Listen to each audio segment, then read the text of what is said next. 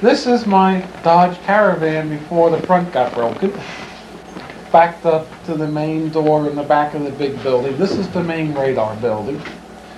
This really, we should go to this picture later. That's essentially what it is. All I know is what I got here. I don't know what the deal is. All right, let's go to the next picture. It's out of focus. This is leaving the site. Of course, there's my car again. And the red building is one of the old leftover radar buildings that they didn't use. The round things, we don't know what the hell the round things were. Hey, And Mary? this is the street coming out. Okay.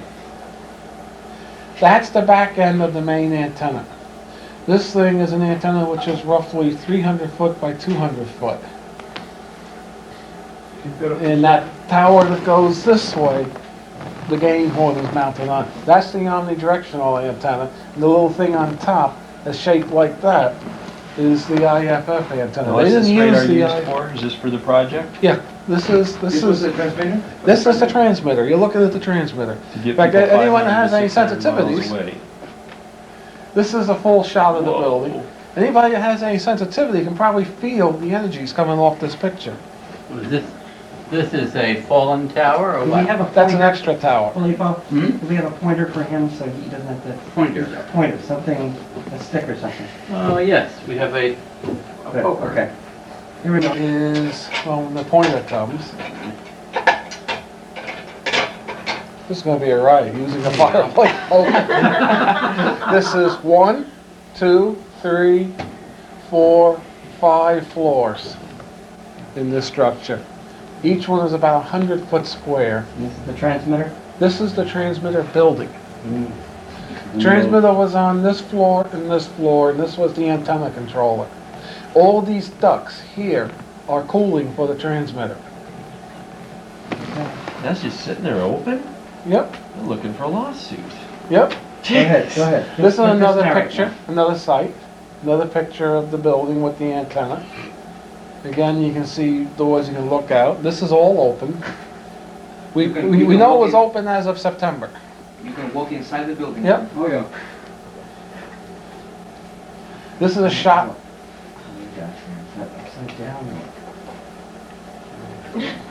Alternate reality. This is just essentially background. Let's keep going. This is another one of those round structures. What they did with these in the project, if anything, we don't know, and they didn't look maintained. You can see it's all rusted over here, and, here, and, but you can see that other building was maintained. This was like about 85, these pictures were taken.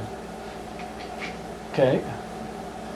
This is a shot from the roof looking up at the antenna. This is a catwalk. People walked here. You can get an idea of the massive size of this thing.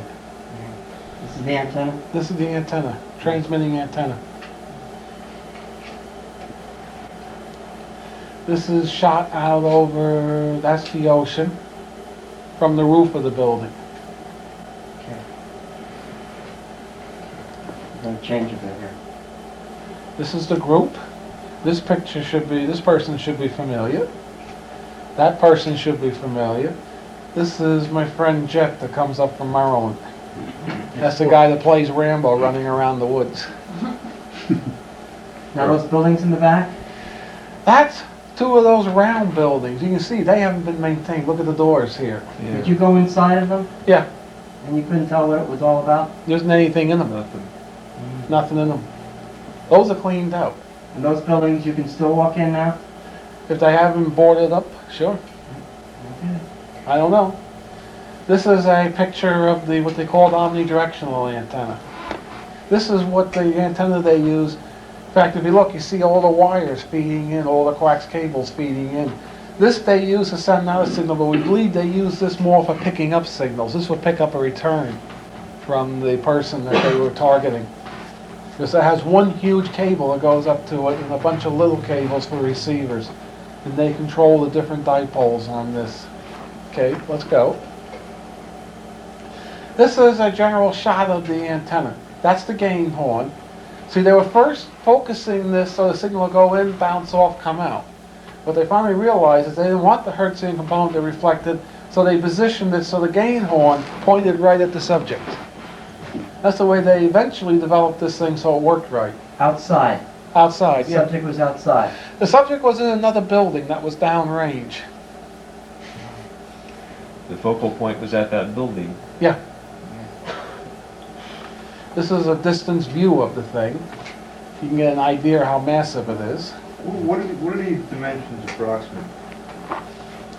300 feet by 200, 150 feet.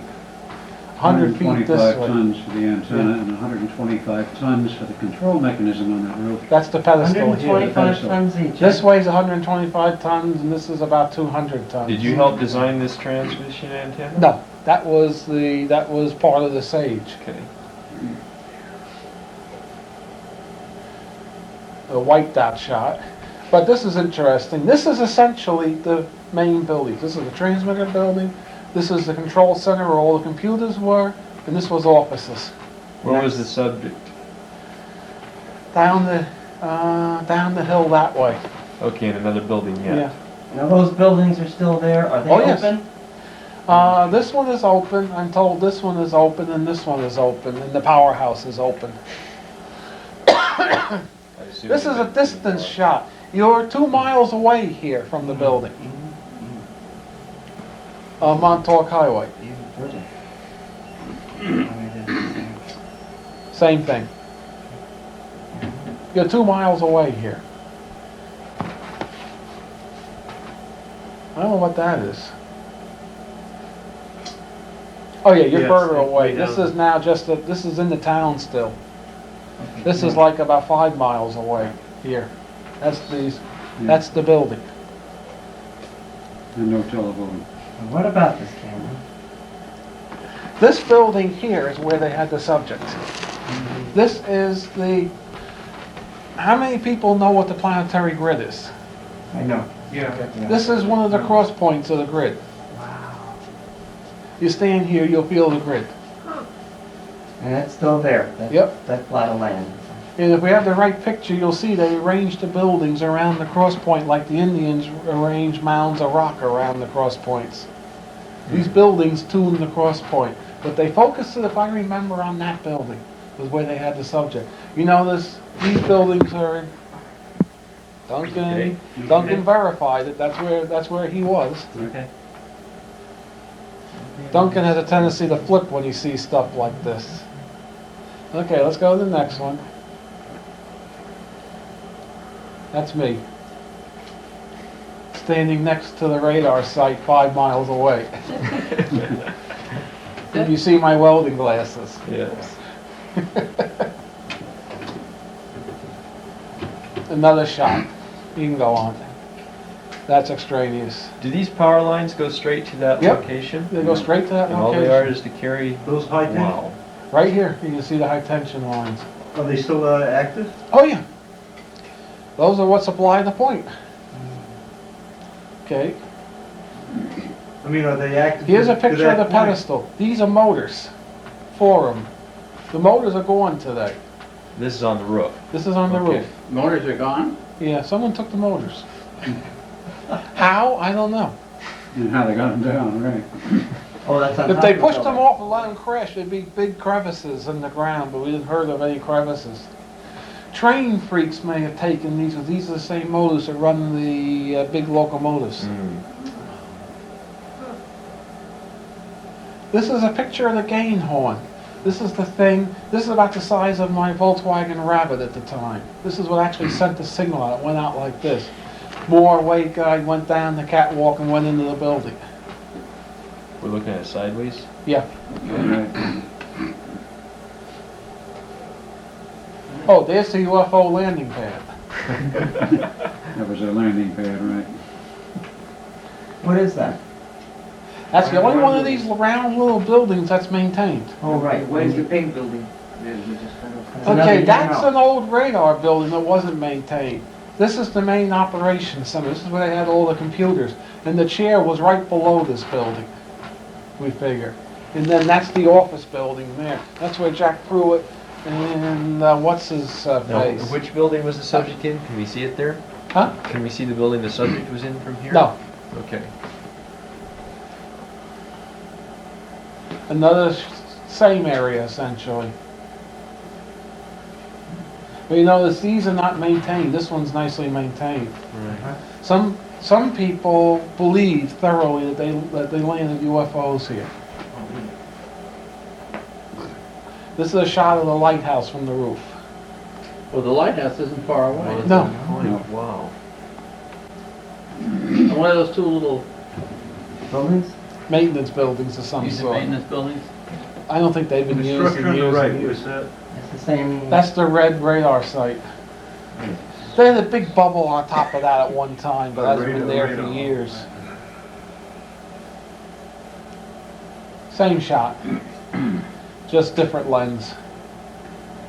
This base had been constructed during World War II or something like that? No, after the fifties. After. Looks like we just had that shot. No, this is a No, it's a little view of. It's a little Yeah. different. He took a lot of shots. Yes, Jan took tons of shots. What is this? That is what's left of the old Fort Hero. There was gun emplacements in there. There's a emergency generator in that building now, or there was, closest I could figure from the wiring. That Where was were the something 4 from- megawatt generators in the You'll see transmitter? No, no, you'll see him. Go on, that's another shot of the red building. Why a pink building? Which was the building where there were marks, you say, on the walls? Well, we All see of them. I don't know if we got good enough detail to see them.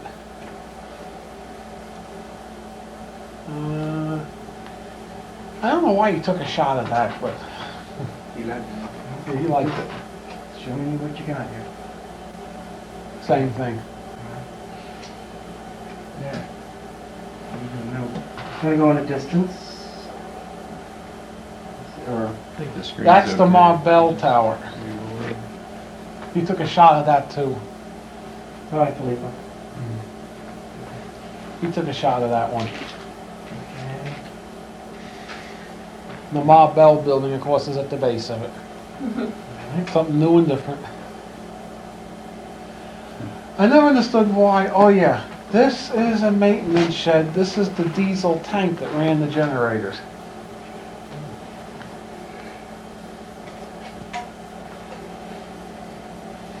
Okay, there's the building that the subject was in, from the roof. Hmm. There's the cross point, and there's Yes. the tuning buildings around the cross point. That's a good sign. The government built this, and the state, this is a state park today, the state's been told they cannot tear these buildings down. Oh, really? Yep, They cannot what? they cannot tear these buildings down. Are they being maintained? Can you still get in them? What? I don't know.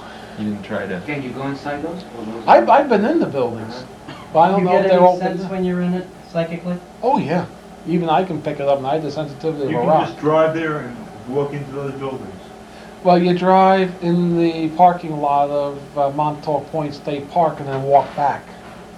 Now, is It's about that a 2 gate mile- there? Is that the Oh, gate it's a 2 mile separating the walk? state park from the? That's a This, long- no, this is just pipes going over the Okay, buildings, but over the you walkway. you can't drive there. No, you can't through- drive up here, they got gates that are closed. Okay, that's, okay. But you can walk in and around and you can get there. That's I saw cars there when you were there.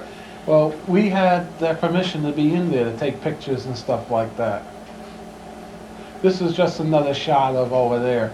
You can see how far away they were focusing, and they were focusing right on this building here. Yeah. It was right in line of sight. But you can drive into the main base. No, part. not now. No, No, you just gotta walk through. you gotta walk in. That's a long walk. Yeah, especially on a cold day. Yeah, You no, have I- permission, when did you go with the cars? This was May May of 86. When it was warm? '86. Yeah. Yeah. May of '86? Yeah. You have a letter? Yeah, we had a letter. That letter no good now? No, it's not any good now. What is that tank? This is the diesel fuel tank that ran the generator station. Okay. Oh, I don't know why he took a picture of that. Except you can see again the building where the subject was of the early experiments. Same thing. There's the building Yeah. again. Yeah. Interest here. Let's keep going. There's the powerhouse. This thing has 4 huge diesel generators, and you can see the cooling towers for each. They used 2, they had one ready to go, and one was being repaired. How big were those things, would you say? Megawatt, I mean, how physically, how big? How long, high? size of a locomotive. They were locomotive engines, essentially. Really? Now, if the power went out coming in on those trunk lines, though, that wouldn't be enough power to power this Well, they vortex, would it? originally used this to run the station, but what happened, is they discovered when they turned on, it created such time disturbances, it gave the generators the heebie-jeebies and they went down. So they put the generators down permanently and ran off a loco. Right. But the generators had the heebie-jeebies. This is another shot of the power station. Oh, you were really in there. Yep. Another shot over, I think this is the bay between the ports. Same thing. Where the antenna is? That's one part of the antenna. I don't know if this is, I got this right. That, That's a shot of that other gantry from the roof. You saw that thing next to my car. Yeah. You see, that hasn't been maintained either. do I have it right? Yeah. Yeah. Is it There's down? stuff strewn all over the space. Now, are you saying that this 30-foot creature was doing stuff to things like this, or no? Yeah, we think that was part of it. Ripped it off, you mean? Yeah. If I see anything that's obvious, I'll let you know. I don't know, there's not a whole lot more here. There's a lot of duplicates that I didn't use. No, that's nothing. You've seen that. So now we go inside. Yeah, okay.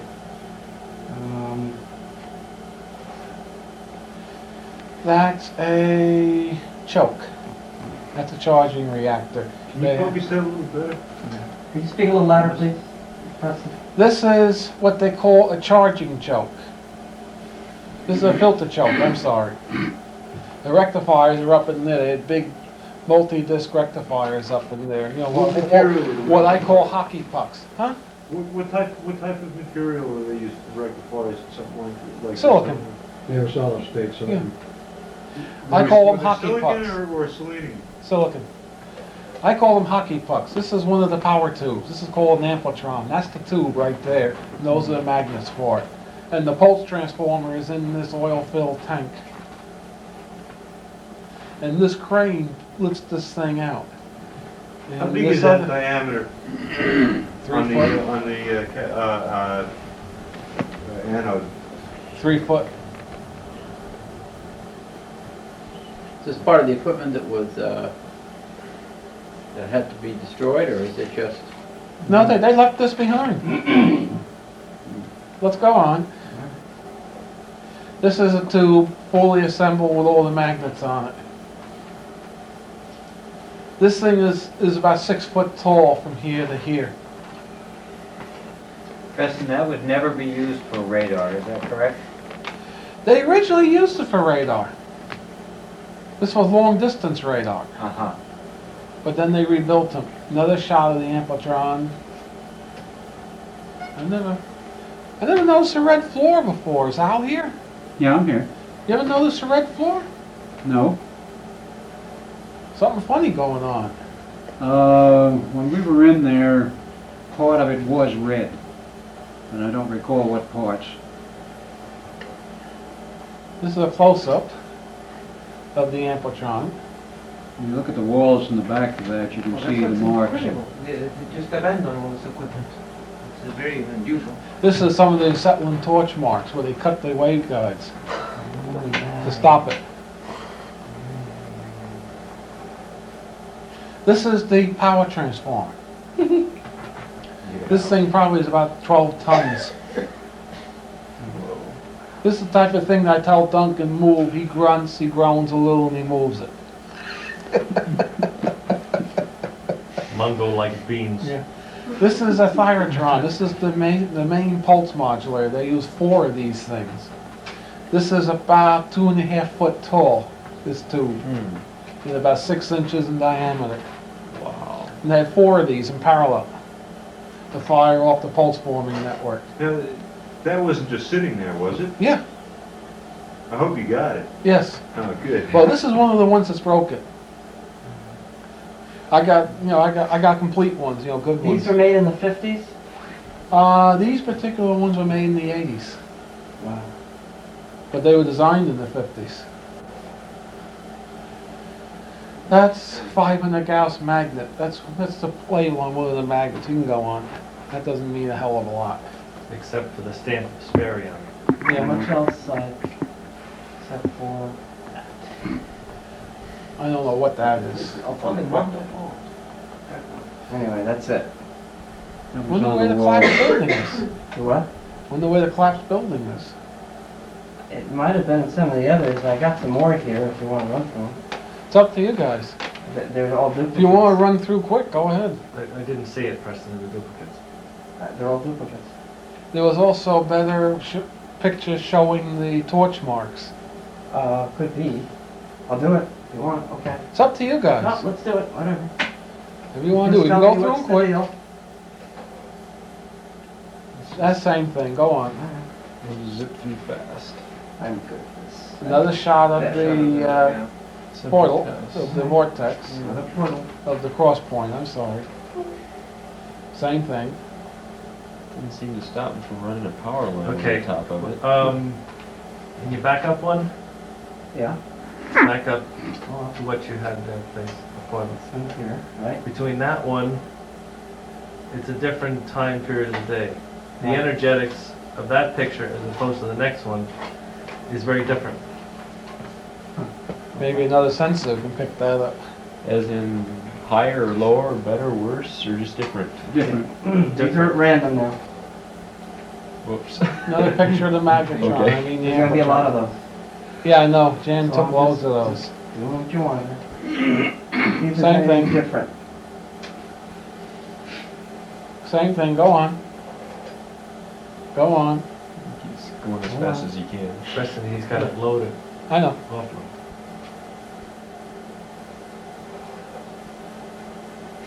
That's another If shot of there's the any power more welding transformer. shots that you see. Look at those insulators. No. Oh, God. Big? Well, this thing provided 20 kV. Another shot, that's the same thing, go on. There's the torch marks, which are not as clear. Yeah, Yeah. same thing, go on. You say there's lots of those. Okay. It's gonna jump outside. Okay, this is a closer shot of the antenna, but not close enough. You can see all the cables going in this Yeah. box on the bottom. They were doing phased array work with this thing. You see cables running up it. These were driving. This is a series of dipoles. He's got a close-up of this somewhere in there. This is Over the Horizon radar, isn't Yes, it is. That doesn't matter. That's all fuzzed out. I guess you also picked up the bad ones. Well, I told you I took them out, but you wanted to see those. So. Just showing Same thing. Keep going. Look, we can run them quick. the Best I can. Yep. That's a dud. Yeah, back and side. This is better than walking through the place. It's better. That's a burning? Yeah, it's the burning. Outside again, is that right? Or- Yep. Yeah, that's right. That's right. the gain horn. And these are of no value to them now, to use somewhere else. Well, I'm sure they're valued. Sure they are. just Of don't course, more need to it. transport than. No, then build it, Right. besides, put somebody back in business, right? That's the cop's car. Did he come out and see what you were doing? Yeah. Cop came in and looked in every couple of hours. Really? It's a shot of the whole town, like. That's Port Hero right That's a there. nice, We had a permit to get in there. Yeah. A day permit. Another shot of the antenna. Let's keep How going. difficult is it to get a permit? Very. How'd you The manage? fellow got it through the alleged connection to the senator. Continue. That's another Amplitron. A few more here. Another one continue. You can tell when they left, they took off in a hurry. You can see this junk strewn everywhere. The military doesn't leave it like this. How many of those tubes were there? 2. Two. what did they, yeah, I guess that You they were can used to continue, driving. that's the same thing.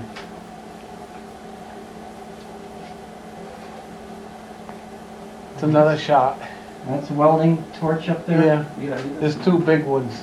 Big Well, one here. what You would you- notice they're always where this would turn and go up. What were they cutting at? Was there something coming out of the Wave wall? guide. Yes, What? the weight guide went up like this. So this thing was quite I disassembled. wouldn't cut that thing running with, I wouldn't want an open wave guide. I wouldn't either. I I wouldn't. Ooh. Another shot of the tube. I can assure you, I didn't cut it apart. Another shot of the tube, big They deal. probably ordered some private to do it who didn't know what What was if going things on. like this No, Pruitt cost? himself did. Huh? Cut Who that did? one- Pruitt himself did Did that? Pruitt himself cut it apart. Jeez, he must have been desperate. What would a tube like this cost? This is Probably a one. C23J, which today is about 4,500 bucks. Another shot of the Amplatron. The Ampetrons are a little more expensive. Yes, the Amplatron is worth about 250,000. Each one? Yeah. Yeah. Another shot of the Amplatron. We can go on. Much more. An Amplatron here. Even had a built-in vacuum pump, which you can see here. Uh-huh. Yeah. That's it. Okay. Magnet. That's it. Hmm? Okay. Okay. Got up on this. Now we're gonna get into the next. Pull the chair back in here somewhere. Now we go on to the Philadelphia experiment, Right. otherwise known as nonsense at sea. Earlier project which started this whole business off, so far as I can determine, that was the infamous Philadelphia experiment, so-called because in its final phases was conducted in the harbor outside the city of Philadelphia, Pennsylvania.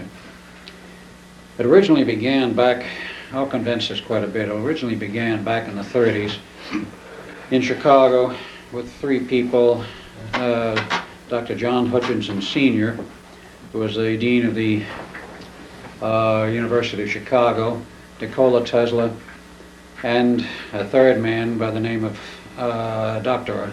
Kurtenauer, who was an Austrian physicist who was apparently on staff at the University of Chicago. They decided about that time to try and do something about all of the speculation rampant at that time and for years prior about things like invisibility and how could you possibly make an object invisible and so on.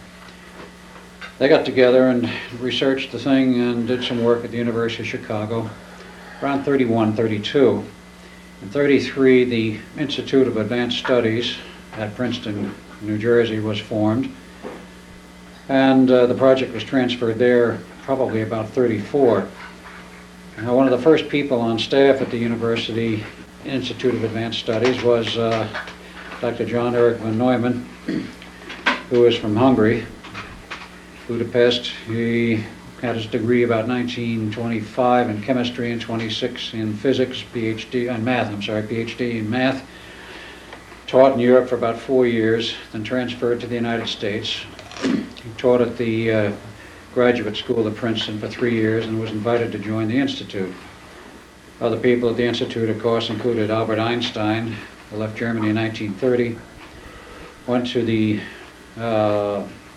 California Institute of Technology for 3 years, taught there, then went to the Institute upon their invitation and acceptance. A lot of other people showed up there as time went on.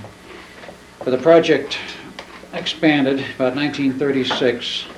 In the meantime, of course, Tesla was named as director of the project because he was a very good friend of a certain gentleman in the White House known as Franklin Delano Roosevelt, who he had originally met in 1917 when Roosevelt was the Secretary of the Navy, and Tesla was asked at that time to do some work for the government, for the war effort, which he did. And they maintained their friendship. When he became president, Roosevelt, insofar as I can determine, called him down to Washington and asked him, well, how would you like to work for the government again? And since he was not terribly flush with money at that time, namely Tesla wasn't, he accepted, became involved with this project insofar as being the director was concerned. He had already been involved.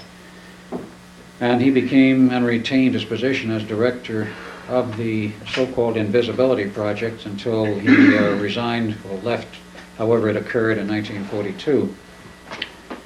1936, with their studies in the labs there, they decided to have some kind of an early test. They had partial results, which means they had partial invisibility. The Navy was encouraged, everybody was encouraged to continue. And of course, the Navy had been funding it almost from the beginning in terms of doing things like giving them a little research money and grants and that sort of thing. It progressed onward until 1940, and I'll get a little bit out of sequence here, but in 1940, after further research and with Tesla's approach, they decided they were ready for a full test. They had a small Navy ship, probably a tender, and two adjacent vehicles, Brooklyn Navy Yard, and the two adjacent vehicles provided the power and the basic drives for the coils and the equipment they had on board the tender, with cables from either side, and the idea being if they're in the area of the Brooklyn Navy Yard with the cables, if something went wrong, they could cut the cables, and if they got desperate, they could sink the ship. Well, nothing of the kind happened. Everything worked, and the project was declared completely successful. But the important point of that 1940 test was there was no one on board the test vehicle. It was strictly a dry run, no people, no personnel. It's important because of what happened later.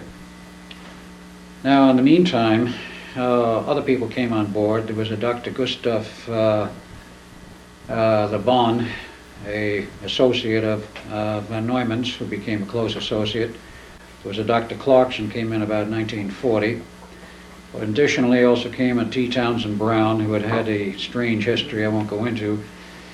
But he was had joined the Naval Reserve about 1933, and about 1939 he was tapped on the shoulder for active service by the Navy, and they wanted him specifically because of his background in gravity, gravitics, high voltage and such, to work on the problem of the German magnetic mines. He was given the status of the head of a department to develop countermeasures for the German magnetic mines and other mines, minesweeper operations for the Navy.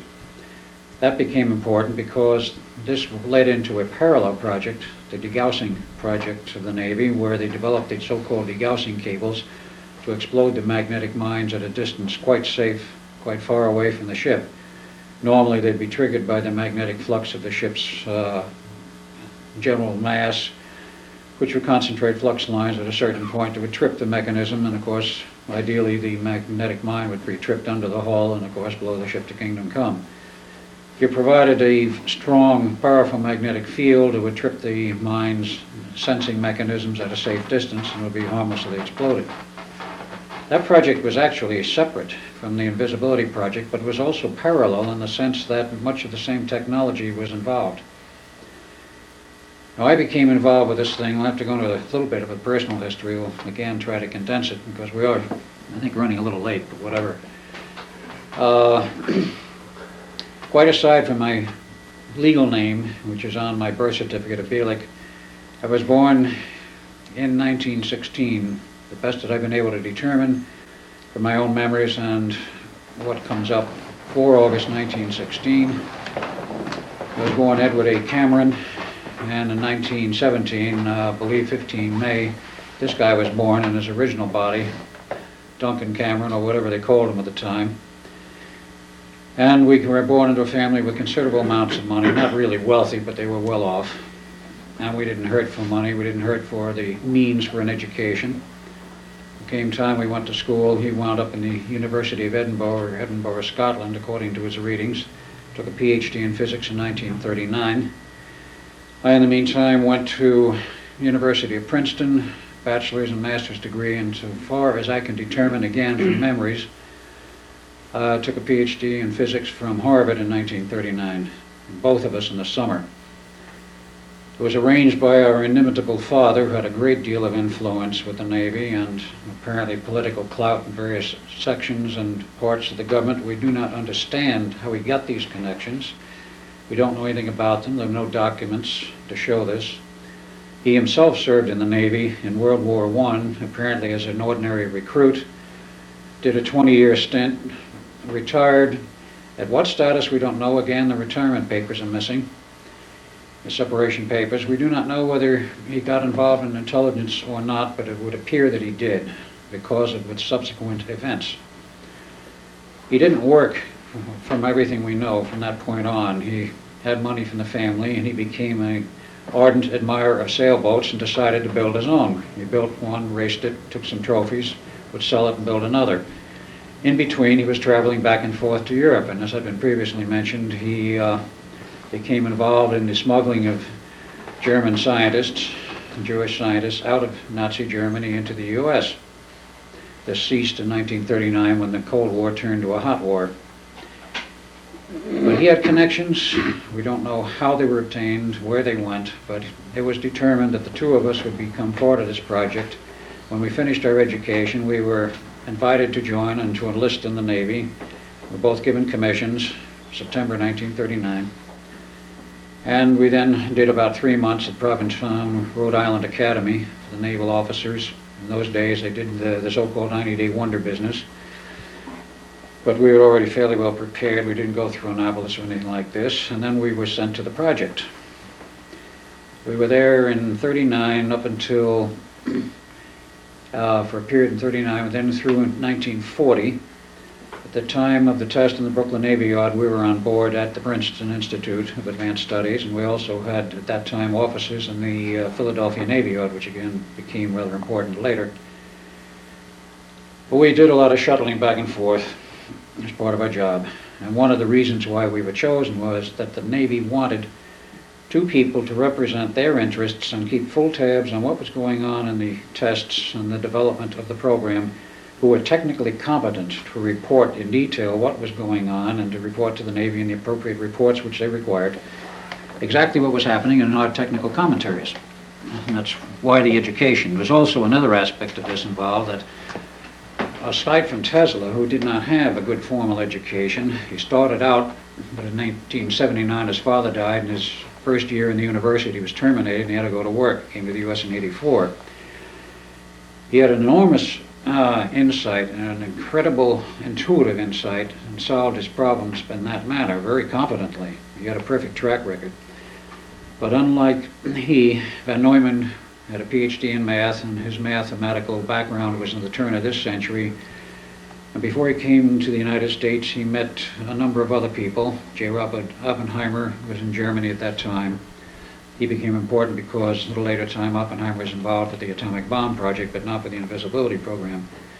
Additionally, he met Dr. David, what was the mathematician's name? Hillman? Hilbert, Hilbert. who was a genius of a mathematician. He developed all kinds of new math. He was essentially contemporary with Van Neumann, who was born in 1905. Hilbert was born about 1912.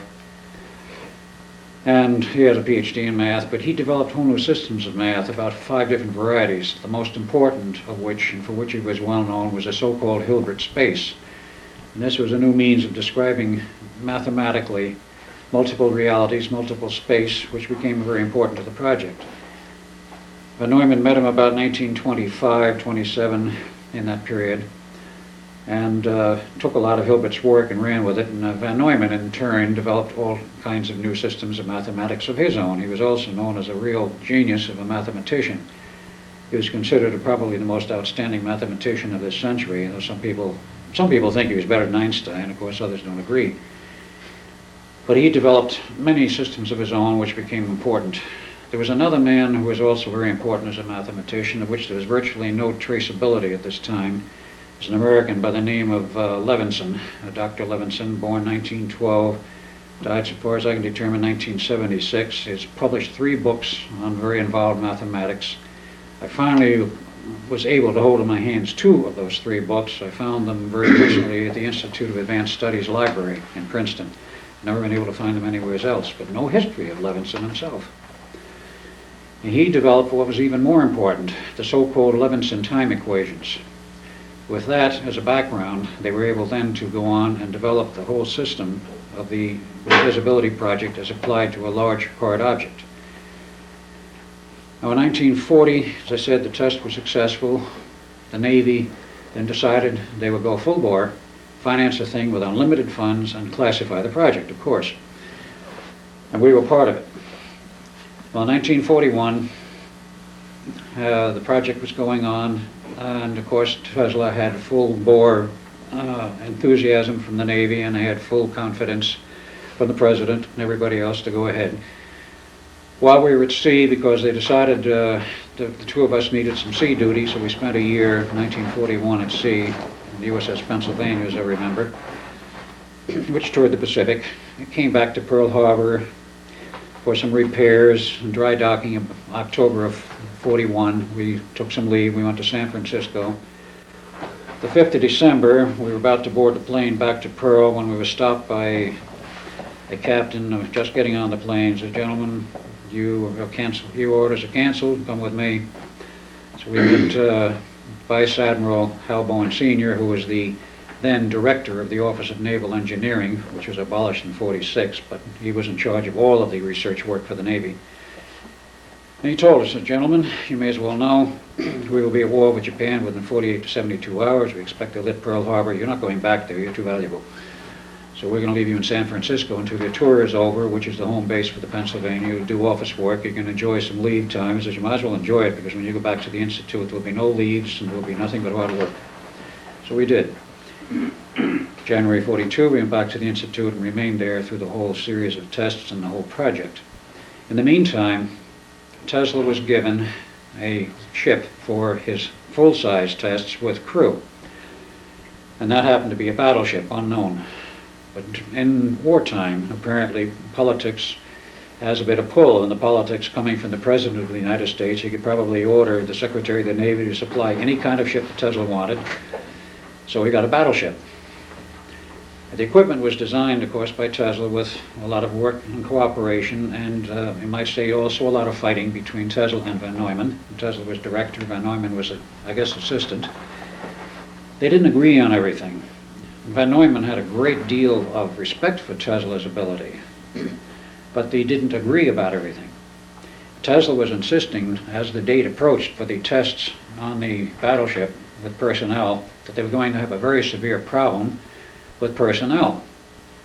He said flatly, he says, "You cannot employ the large amounts of power required to make a ship of this size invisible without having a very disastrous effect on the heads of the people, or the minds, or the bodies of the personnel involved, because you're talking megawatts of RF power, enormous amounts of power, and the coils, which in the early phases were like degaussing coils, were wrapped around the hull of the ship, but the later design was a set of 4 coils mounted on the deck of the ship, specially designed Tesla conical shaped designs. And just interestingly enough, every transformer design ever built by Nikola Tesla was conical, was not round core, it was conically shaped, tapering towards a point at the top. Well, he knew he had a problem, Tesla. He went to the Navy, asked for more time, they wouldn't give him more time. He says, "You have a deadline." And he had already been advised, and here we have to backtrack a little bit into the history of Tesla. By his own statements to the press in 1900 in Colorado Springs, he said he was in contact with intelligences from off the planet Earth, very coolly received by his scientific colleagues. He made the same announcement to the press in 1923 at the time of the Mars approach, the close approach in 23, and he made another announcement after that. And according to 2 people I know personally who worked with Tesla in the period in the late 30s and the early 40s, he had a great deal of RF equipment in his New York labs. He had 2 of them, actually. His residence at the Hotel New Yorker and a receiving station there. And he also had lab offices and the lab operation in the top towers and the top floor of the Waldorf Astoria, and those transmitters were located there. At least one of these 2 people said he was in contact with somebody off-planet nearly every day. He says, "I didn't understand the equipment." He says, "I know he was." The inference here, and the data I have, is that he was in contact with the outside, and he was getting information which says, "You've got a very serious problem. You've got to solve it or you're going to lose people, they'll be dead." And so he went, based on this, to the Navy. The Navy would not give him additional time.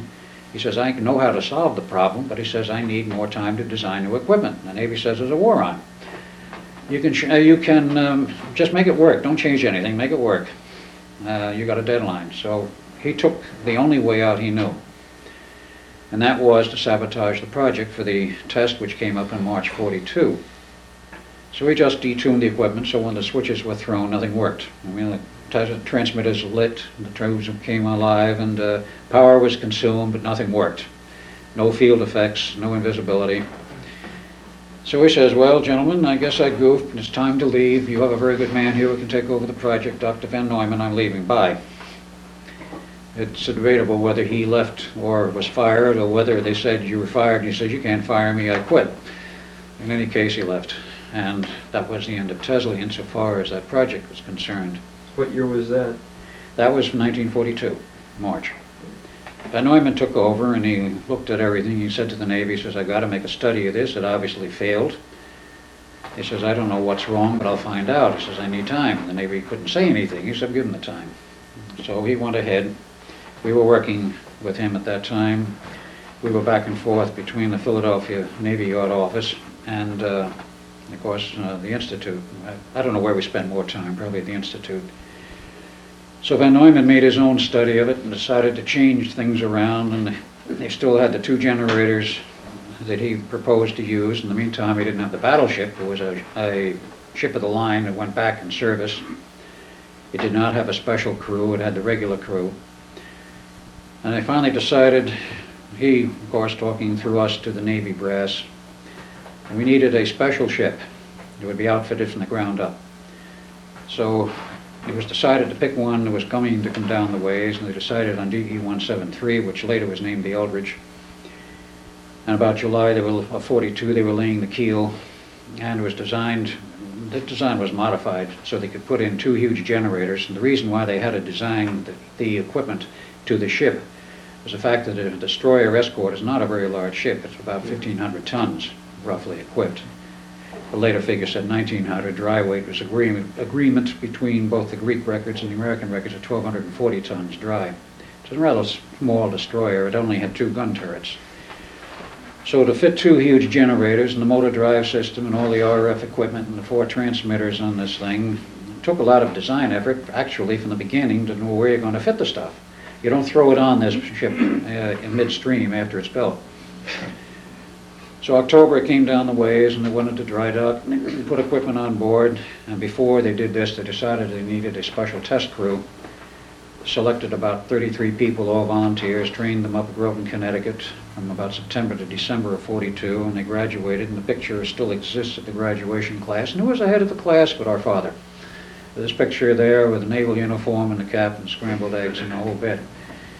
We still don't know how he got involved in this, but he could have transferred between the Navy and the Coast Guard, because there is a letter of citation still on the records, which Duncan has had, I believe, I don't know if you think he still has it, I've seen it, a letter of citation from the Coast Guard for assistance during the wartime period, meritorious assistance during the war for the Coast Guard, etc., etc.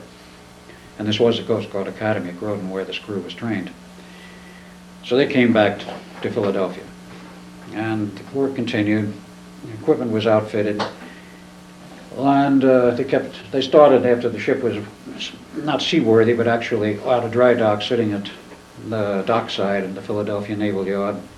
A long series of tests began, a lot of modification equipment. Along about March of 42, Van Neumann started to shake a little and became concerned that maybe there's a personnel problem. He started to agree with it because Duncan and myself were both pounding on him, saying, "There's going to be a personal problem. You can't turn the switch on. You're going to possibly kill people. Tesla said so." Well, to mention of Tesla's name, he got very upset. He would fly into a rage, eventually got over it. But he agreed, yeah, maybe there is a problem. What do we do about it? He decided to put in a 3rd generator and modify the system, and at that point he still had time to do it. So he ordered and had installed a 3rd generator along about May of 43, and it never worked right. It wouldn't sync with the other 2. The other 2 generators, I might add, were driven off a single motor and a gearbox, right-angle gearbox drive with special electronics to synchronize the generators, because with a motor of about 750 horsepower and a gigantic gearbox is required, those gearboxes were sloppy. You could not mechanically synchronize the generators. They had to be an absolute electrical sync, so that was accomplished by other synchronizing means with special cabinets. And there's another man whom I know of who designed that equipment. And he's still alive, too. Anyway, the 3rd generator never worked right. Finally, it went out of control one day and zapped one of the individuals who was assigned to us as a technician, a Navy man, first-class specialist. He was laid out completely unconscious in a coma. They hauled him off to the hospital. He recovered 4 months later, was never part of the project. So Van Neumann finally said, All right, that thing's no good, pull it out.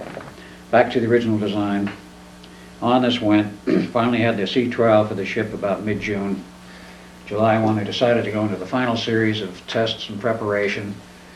So about July 20th of 43, they decided, well, I guess it's ready, gonna make our tests. So they decided 22 July, got the whole crew together, selected about 12 individuals plus the two of us who were in the control room to operate all the equipment. There's another man who was a radio operator who is, I believe, still alive today.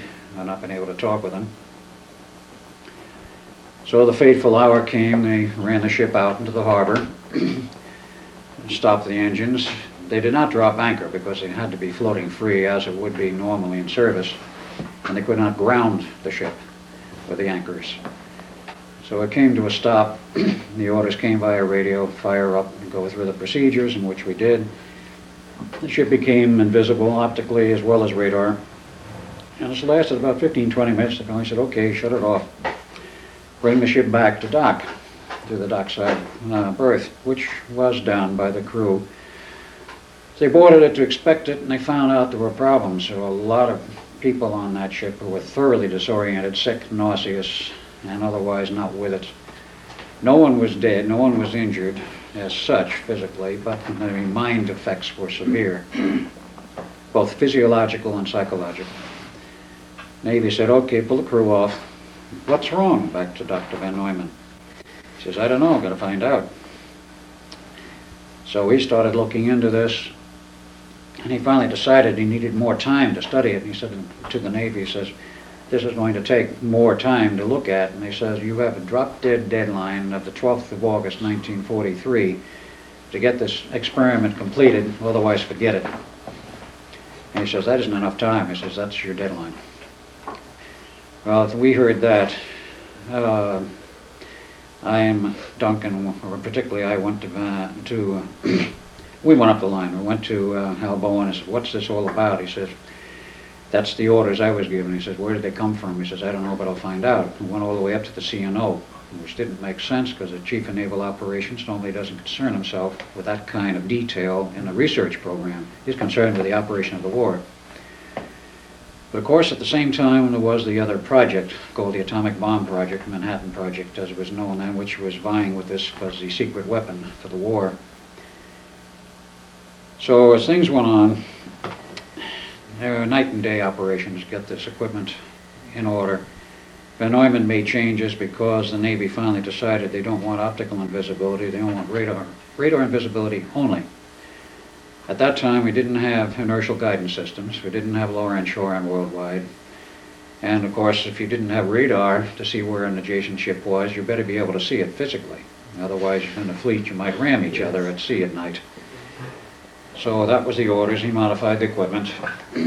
On the 12th of August, rather shaking as we went out into our station, we knew things were wrong. And well, we followed orders. The orders were, at the appropriate time, turn on the equipment, which we did. For about 60 or 70 seconds, everything looked good. They got the radar invisibility. The ship outline could be seen hazily. It was still more or less visible. And then, as memory serves, and as the observers said later, there's a flash of light, blue flash, and the ship just disappeared. Wasn't seen anymore, no outline in the water, no hull, nothing. No radio communication, gone for about 3 hours. And it came back. They knew immediately something was wrong because one of the masts, the principal radio mast, which had been designed by T. Townsend Brown, along with some of the transmitter equipment and modifications, was broken. There was some superstructure damage, and they couldn't get any radio communications, and they couldn't get the ship to maneuver, so they went out and boarded it, and that's when they found the real extent of the problem. There were 4 men embedded in the decks, 2 in the steel decks on top, 2 on the bulkhead walls, and the 5th man had his hand jammed in the steel of the wall. He lived because they could cut his hand off and give him an artificial hand. People disoriented. Reports were some were floating around and finally got their feet on the ground. Others floated away and disappeared. The crew on the second test was a little larger than the first. And a number who were just plain totally insane. So the Navy said, get that ship back in here, get the crew off. They held 4 days worth of meetings. What's wrong? What do we do now? And this, of course, involved all the top brass, plus Van Neumann, plus the scientists. They couldn't come to any real conclusions as to what was wrong or what to do.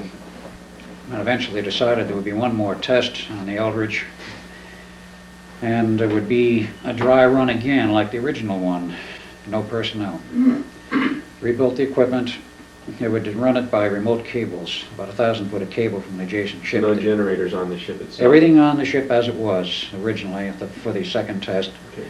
But they would use the crew to take it out into the outer harbor at night and then remove the crew and control the equipment remotely, which they did in late October. And same results in essence, but no crew to be damaged. The ship disappeared for about 20 minutes, came back. A lot of equipment was missing, 2 transmitter cabinets, 1 generator. Everything in the control room was a burned out shambles, even though nobody was there. The 1 cabinet with the zero time reference generator was still intact. The Navy at that point just said, that's it, and wipe our hands of it, strip the ship, re-outfit it so it can go to sea, and of course it had already been christened and properly commissioned with its regular officer, which is of record, and sometime in the fall it was ready and went to sea, and the log, which was later recovered by the Greeks after the war was over, and the Eldridge, which had gone into mothballs in 1946 and was transferred to the Greek Navy in '51, the log had all of the pages missing prior to January 144. So the problem, and the question was, what really happened? What went wrong? Now this is where, at that time, we didn't know what was going on. But that is, after the first test, we didn't see anything wrong. After the second test, we knew what was going on. That is, he and I did, because what happened was very, very bizarre. The ship disappeared into hyperspace. And the important point was, there was another experiment going on at the same time, and that was the Phoenix Project, which 12 August 1983 was exactly 40 years to the day later. And what's important about this is the fact that it was a 40-year separation exactly, actually a multiple of 20 years. Work done since then, or perhaps during that period and ongoing, has shown that, like humans who have a biorhythm, the Earth has a biorhythm. And the Earth's biorhythms peak out, 4 of them, 20 years to the day, plus or minus maybe half a day, every 20 years on August 12th, 1943, 63, 83, 2003, whatever. And it just happened to peak, or shall we say, maybe it just happened, maybe it was arranged this way. The August test in 43, August 12th, coincided with the station running August 12th, 83, and provided an additional function, which provided the connecting link through the Earth's fields for the 2 experiments to lock up in hyperspace. The ship was pulled into hyperspace completely. And the only way it could be returned was we decided, he and I, we couldn't control the ship. We knew something was drastically wrong. We tried to shut the equipment off and we could not. We tried pulling handles and everything. Nothing would yield. We just got half electrocuted. We finally decided, let's get out of here.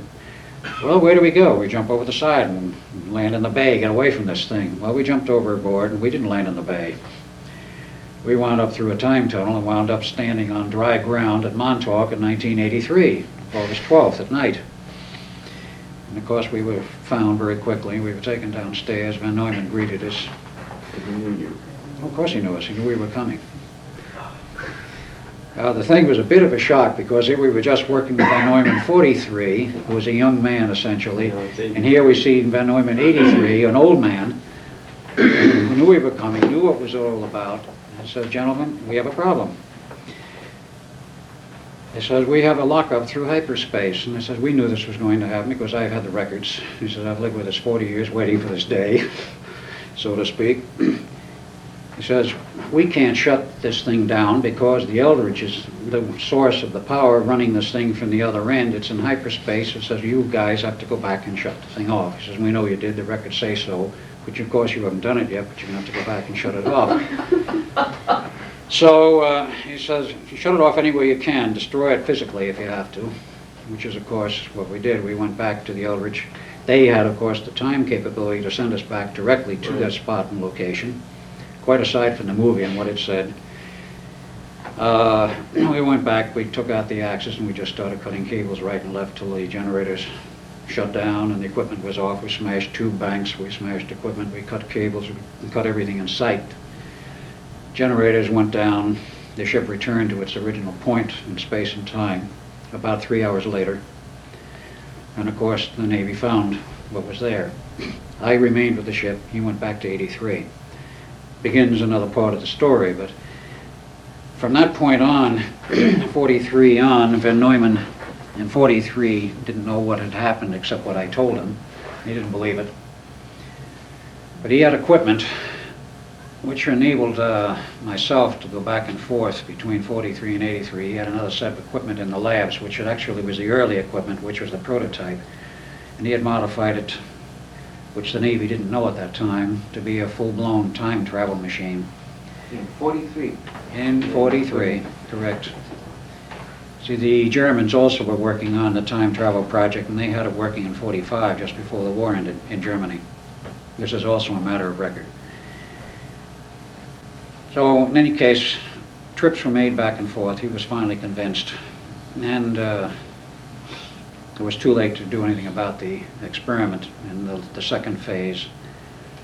But after the Navy decided to shut the whole thing down, of course, he was removed from the project to go work on the atomic bomb project at Los Alamos until that was over. So in 47, getting a little out of sequence, but nevertheless we try to present this in a logical sequence rather than the exact time sequence. In 47, there was major changes in the Defense Department. You had the Department of the Air Force created. The Navy's function was somewhat altered. The Army was altered, the Department of Defense was set up at the Pentagon, the Joint Chiefs, all of this. And somebody, after Hal Bowen was retired, in the new structure of the Navy with the Department or Office of Naval Research said, well, let's go back and find out what the blazes really happened with the Eldridge and this whole project. The war is over. We haven't got anything else to do. Let's see if we can find out what it was about and maybe salvage something out of this if it's possible. So they said to Van Neumann, go take another look at this thing. You got all the time you want. There's no war on. Take your time. Be thorough. What happened? What went wrong? What do we do about it, if anything? So he says, all right. Now, I will take a look at it. Now, a number of things happened. I did not know about the UFO connection until fairly recently.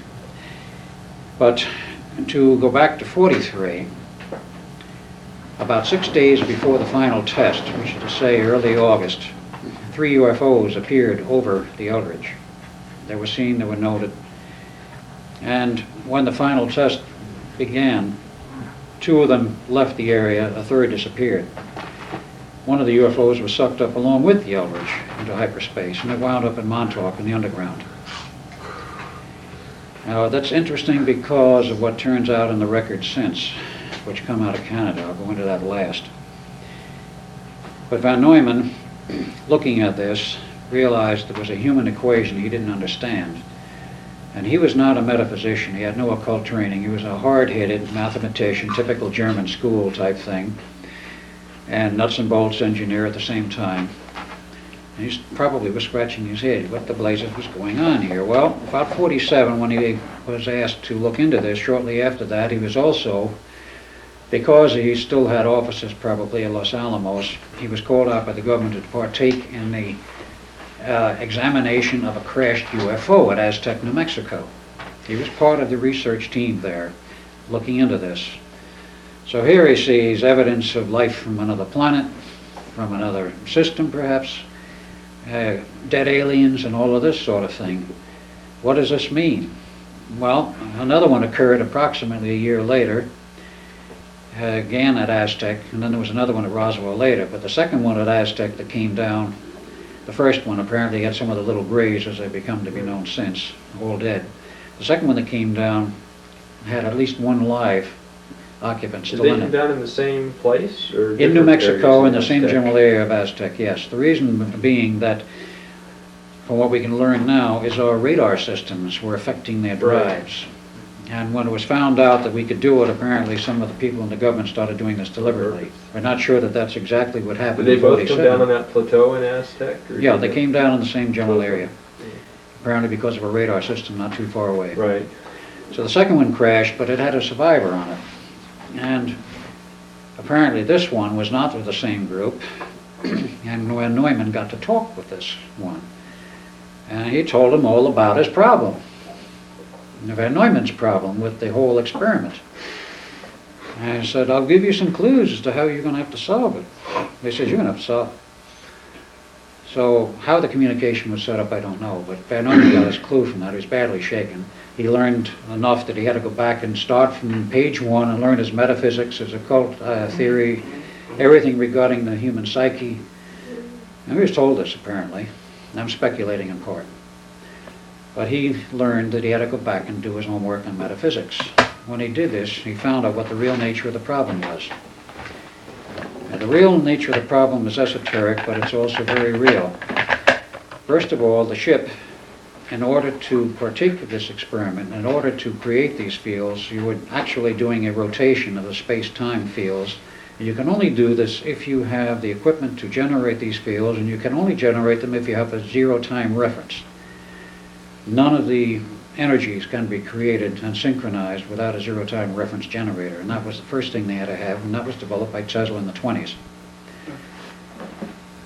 Now, the ship had a zero-time reference. The ship was locked to this thing with the fields because the fields surrounded the ship. So there's no problem. The ship was locked to this, and when the thing came down, the zero-time reference brought everything back to the same point. But humans also have a time reference.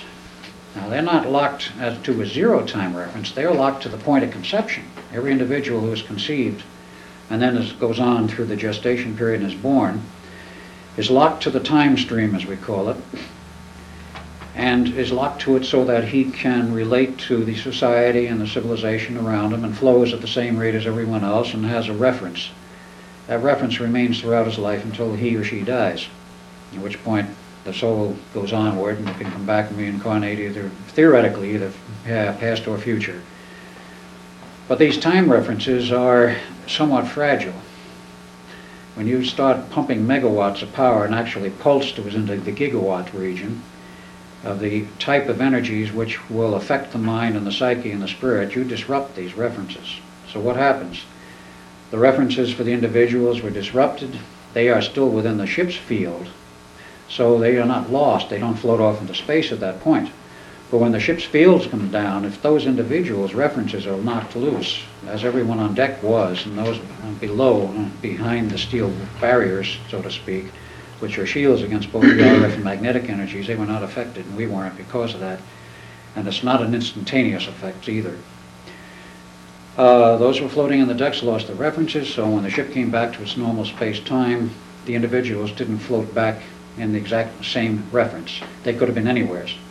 If they happened to be in the space where the ship materialized a steel deck or a steel bulkhead, then the steel of that bulkhead was in their bodies as the body finally rematerialized. If they floated off into space, they floated off into space and didn't come back at all. So that was the problem which Van Neumann faced. How do you lock the time references for the individuals to the whole system, the ship's references? How precisely he solved that, I don't know, but he did know that he had to use a computer to synchronize the whole business. He had to find a means to lock the individuals in. This required some knowledge of metaphysics, and it also required a computer, which did not exist at that time. So he went and developed a computer in the labs at the Institute.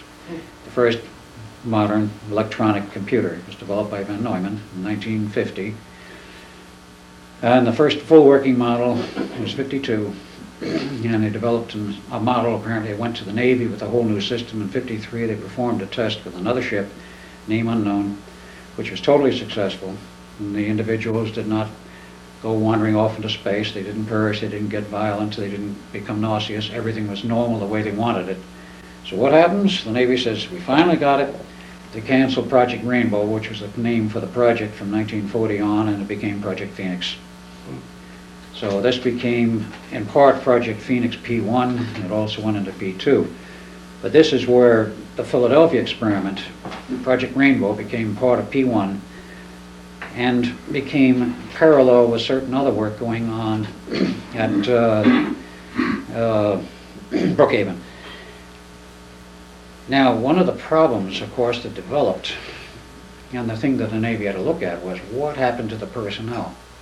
There were a number of medical reports, and I know of these because I personally talked with George Hoover, who was part of the investigative team with the Office of Naval Research in the 50s, when the whole matter was reopened with Mark K. Jessup, who wrote the book, The Case for the UFO, and this famous annotated book arrived in, I think it was Admiral Firth's office in 1955, and circulated through the Navy Department, the Office of Naval Research. And Jessup was called on. I says, "What do you know about this?" He says, "Nothing." He says, "What are all these footnotes?" He says, "I have no idea." It was Allende notes? This was the Allende business, right. Carlos Miguel Allende, and here's in the footnotes and the letters which later went to Jessup. And Hoover became thoroughly interested in the whole business. He set up the whole team to research the business, and he went back into the records. And he told me when I talked with him on the phone about 2 months or so ago, as I found out where he was, and he's retired, and he says, "Yeah," he said, "there was a medical report, and there was a final report." And he says the medical report was the most interesting one of all, because he said this indicated that the Navy was confronted with a totally new and unique situation, very high-powered equipment affecting the minds and the physiology of sailors and men, which they had never had any experience with before. And he says a lot came out of that. Well, no, a lot did, but he didn't talk about what came out of it. Out of that came work which led to the mind research programs later, and all of the other things which expanded from P1 on. And they also found that certain aspects of the whole Philadelphia experiment and restudy involved mind potentialities for mind control, certain other things which they noted where some of these people faded out of our reality and then would fade back in a totally involuntary manner. Very strange phenomena, but all of this became part of a larger research program later. So the thing was salvaged in that sense. It also went on and became the basis, as expanded, for the development into the stealth program and a lot of other programs which are very sensitive and we'll go into. But what happened to us? Well, in 47, the Navy decided they didn't want me around anymore, or somebody decided they didn't want me around anymore, and I suddenly disappeared one day, according to one Navy man who's still alive, who was in that period. And I wound up in 83. And in the interim, now it becomes very difficult to understand at this point.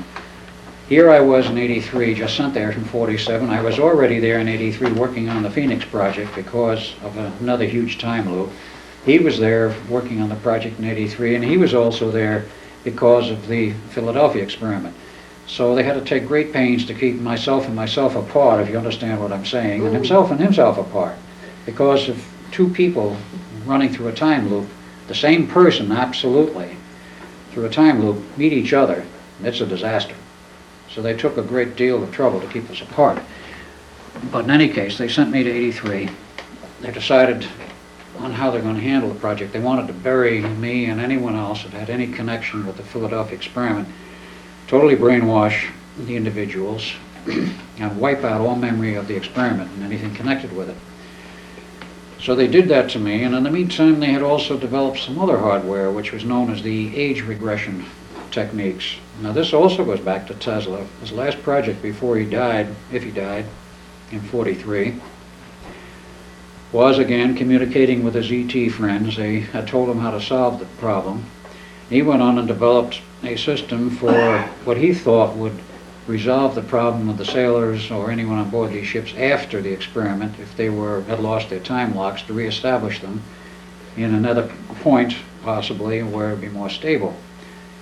The government took this and developed it into another program, which was known later as the age regression business, meaning physical age regression, i.e. you could take a person who was age 60 and reduce him by this technique and this program to physically age 20, put him back to where he was at the age 20 physically, but not mentally. He would maintain his abilities, his ideas, his thoughts, his memory, his entire lifetime of experience, just that the body would be reduced in age. The theory on this and how the government handled it, we don't know, but the theory that Tesla worked on, we understand, was that if you take these time locks for the individual and move them forward in time, you are in effect removing X number of years of age. If you push them ahead 20 years, the body will act eventually, because of the shift of the time references, like it is 20 years younger, and will physically reverse itself in age and go to the reference of those locks. So that it will, within about 30 to 60 days, we're not sure how long, the body will just get younger. So what they did with me is they decided, well, we'll do a new one on him. We'll take him from age 31, which I was at that time in 47. And just run him back to the age 1 and plug him in another family, and they picked the year 1927. Apparently it was astrologically chosen, because I can go into a long story on this, but plugged me into the Bielek family. The kid who was born to them apparently developed some problems. Whether they were genuine or whether they were feigned, I don't know, but the story was the kid was very ill and went to the hospital and died, and I was put in as a substitute and fitted in terms of a, well, what's a 6 months or 1 year old kid? One kid at that age looks just about like another. If you select them properly, you can hardly tell the difference. The mother may know the difference. And as it turned out, in my case, my legal mother, before she died, about 4 months, she came up one day in the nursing home with a memory. She looked at me very blankly, like I was somebody else, came out with this, I'll never forget, she said, "The baby's dead, isn't it?"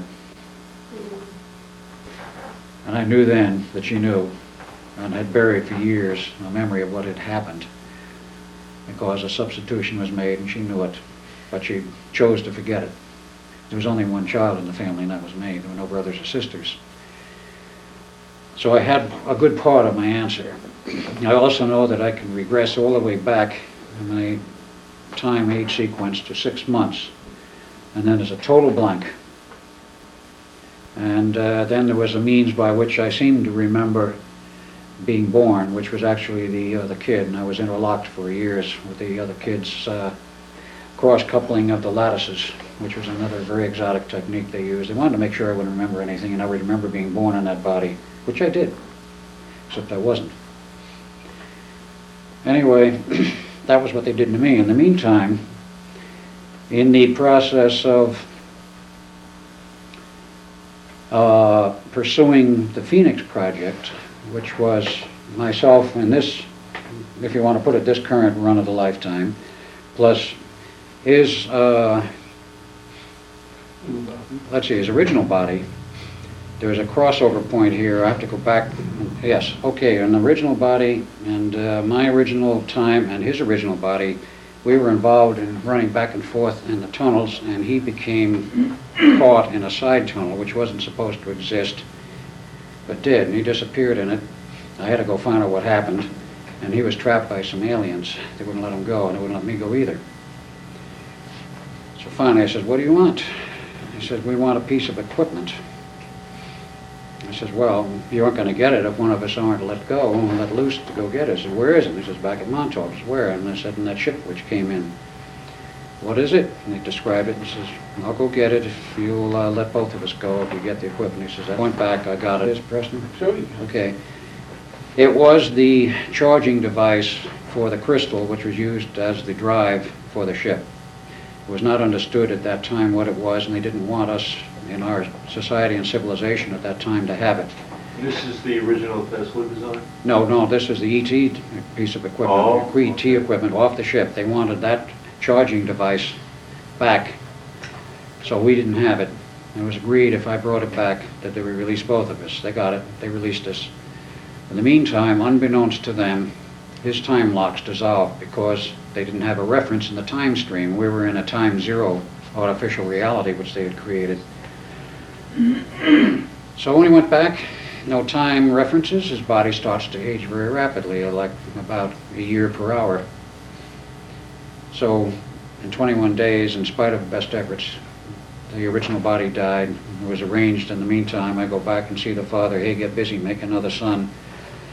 That son was born in 1951 and 1963 at the exact node point between the 20-year sequence. He was a walk-in into that body at the age 12 from 83. Now, how all of this was accomplished in terms of technology and metaphysics, I can't answer, because I don't know, but it was done. He has the memories, I have the memories. The research, which has been done by Preston, shows quite conclusively in terms of mathematics and otherwise that this all fits. So when he now has the memories, they've come back, and of course, he was chosen to be part of the Phoenix Project, the later run of it as he became involved. I was also chosen to become involved with it, and I was involved with it for years. Both of us were.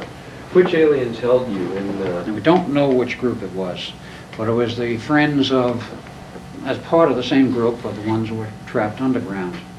They came out alive, all 7 of them. And we worked with them for a while. 3 of them decided to talk. Pruitt was very much concerned about an alien invasion, and apparently quite correctly so. And he gave me the assignment of getting these guys to talk, finding out what their language is, decoding it, learning what was in their manuals, and trying to figure out what made their ship stick. Well, this is a little bit out of time sequence in a way, but nevertheless, we don't know where it fits in terms of absolute time and not temporal time to this dream. But as I remember, 3 of them talked. We learned what we needed to. The other 4 didn't like it. They never talked. One of them was apparently the captain of the crew. They murdered the 3 that talked. Those 4 were then put in deep freeze. And they remained until the station went down and all the power was shut off eventually, and they probably deteriorated after that. Now, were they captured like in 47 time or in 83 time? 83 time. They started in 43 and wound up in 83. And they didn't get back like you did? No, they did not get back. Though the others that we ran into on the side chute of this tunnel, we were told never go down a side chute. He said, they don't exist theoretically, but we know they're there. They've had reports apparently of it. He said, don't ever go down them, go through the main tunnel. For some reason he got distracted on the side tunnel. Why, we don't know, but it happened. What did you learn from the aliens? You said you had to speak with them. Did you learn about their hieroglyphics, their language, We or learned about their language, we were able to decode their manuals, and the concern was this a vanguard of an invasion force? And? I'm not sure what really came out of that. This was in 83. This was in the, well, maybe it was 83, maybe it wasn't. Right. I say I don't know the exact point in temporal time because I've been involved in that project at so many points Right. that when you're taken back to your point of origin, you're automatically erased and I don't really know where that time was. I know that I believe the first time period I was involved with the Phoenix Project was out of Hawaii in '56. They just pulled me forward into the time period where they were operating. Can you read hieroglyphics? Hmm? Their hieroglyphics, can you translate it? If you Not saw now. No, I did then, but I can't do it now. Totally brainwashed since. When the project went down, we're all being brainwashing. Only in the last year have I started, year and a half, have I started to come back with any of the memories of the the Philadelphia experiment. And only in the last 6 months have I started to come back with any of the real technical knowledge. How do you come up with these memories? They just come to you, or has it been like through Hypnosis? his machine? Or? The memory process, well, it started basically in August of '85 when I came after the USB conference where I met Duncan and Preston. I had known Preston prior to that particular conference. But he invited me to come east sometime and see their lab and possibly become a part of the lab. And I said, great. So my job collapsed in the meantime. I said, okay, you want to come in up in August? And he said, fine. So I was there a few days. I was going to be there just a weekend. I wound up being there 10 or 12 days. And after about 3 or 4 days I was there, and Preston says, I want to show you 2 guys something. We're going to take a trip out into the eastern part of the island. But what he did is he took us to Montauk. Now, I'd never been there prior to this, I thought, and he had not been there prior to this, he thought. And they took us out, and we were picking up monitoring, and he was checking our monitoring of what we felt to see whether Monitoring with what? the fields in the area. As we approached the town of Montauk, we were already feeling some pretty heavy crap.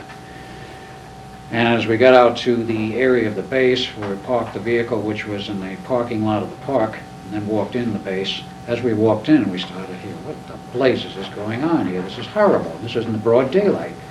The further in we got, and the closer we got to the main radar building, the worse it got. And finally, we were both agreeing this is something absolutely horrible took place here. And I was seeing then, psychically, so to speak, the fact that there had been a 30-foot monster roaming around that place. And I told Preston, I said, I wouldn't want to be here at nighttime for any reason. And he said about the same. But that was my reintroduction, really. Right. That was the basis upon which, at a later time, I started to remember. There was a lot of meetings and discussions. Eventually, there were 3 trips back. There was a famous May '86 trip, including other friends from Phoenix who I had alerted about the project, and they came via various invites, probably from the senator, to go out there, got the permit, and wanted proof of something going on there, and got into a big fiasco.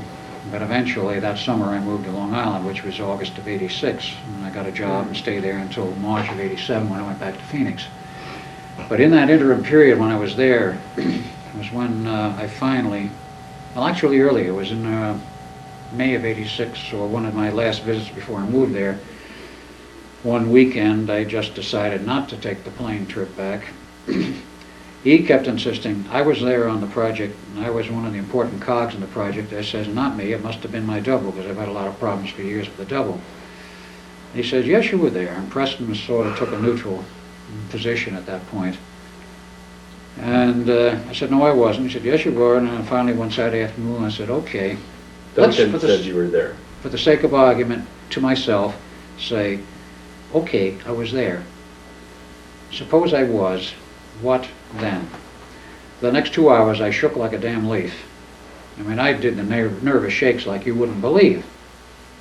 And when I saw that and felt that coming on, I said, oh crap. This only means one thing, I was there. So I finally started mentally, internally, scanning up and down my timeline to see what could I find here. Is there a crack in this whole damn business of my timeline, of my time memories? I finally found the crack. It was a very narrow one. It came from Hawaii in '56, and that's a long story. How I nailed that down, but I did. Says, all right, what's there? Boom! Down the tunnel, and there I was in Pruitt's office.